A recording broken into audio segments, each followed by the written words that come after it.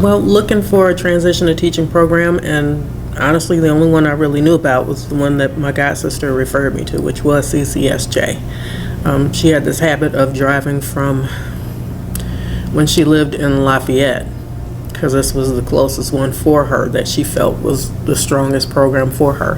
And she would go on Facebook Live and kind of talk to people as she was driving just to stay awake. And I asked her, "What are you doing?" She's like, "I'm driving back and forth to CCSJ." I'm like, "Who, what?" And so when she explained it to me, when I started searching for a transition to teaching program, CCSJ was the one that popped up. But she said, "Before you do, let me explain how it goes and how intensive the program is. But I think you'd be a great fit."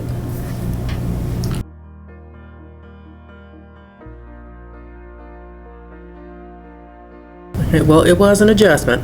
Saturday is usually my day for a grocery store and cleaning and doing laundry and bills and getting ready for the rest of the week.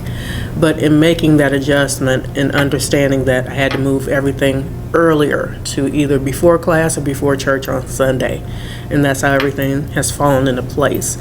Now, the idea of 8 to 4 in the first couple of transition to teaching classes was kind of, oh my God, all day. And instantly I saw myself reacting as one of my students, and I knew that wasn't the best way to do it. But after a while, you fall into a rhythm with it, and your professors are pretty much understanding. It helps that we only meet on Saturdays so that you don't have to make multiple trips during the week, and you can work at your own pace as long as you get your homework done, and you're sitting pretty good for a little bit.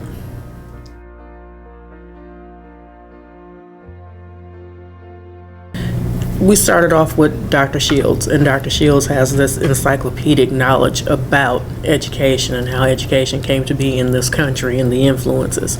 So once you lay that foundation, you just move from the ground up. So you have really strong professors that are also educators. So they're out there walking the walk, talking the talk, while they're bringing the content and their experience to you. So not only are you getting your curriculum and your transition to teaching tool bag prepared, you're also hearing from people who have been in the field for 5, 10, 15, 20, sometimes 30 or more years. And you're gaining that knowledge base from them and how to function as a teacher and how to improve your teaching practices.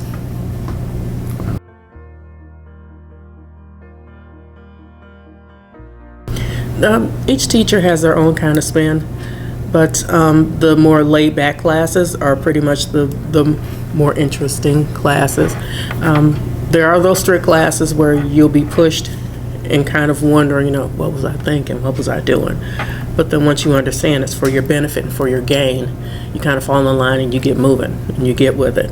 But probably the people that I've met throughout the program and the different challenges that we've gone through and getting to know people and recognizing them every Saturday, and you already know this one's going to come in with their blanket, this one's going to come in with breakfast, or this guy back behind me always has the jokes, the lady in front of me always has the snacks.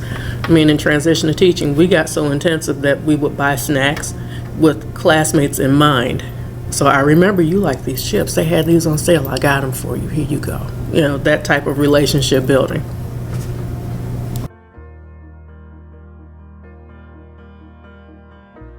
Probably in, again, listening to the professors that are actually boots on the ground and teaching classes, or sometimes as administrators, and listening to their experiences.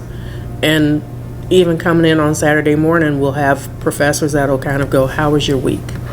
And just having that half an hour to decompress before you get into the material says a lot, because they understand what it's like. They may be administrators, but they still understand what it's like to be a teacher and to have that particular caseload, or your grade book, or state testing's coming up, your kids are going to be apprehensive about it.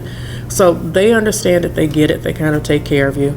But it's interesting. Every day is different, I can honestly say that.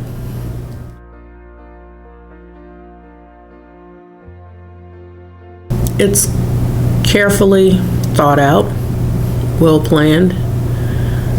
There are so many different advantages for you.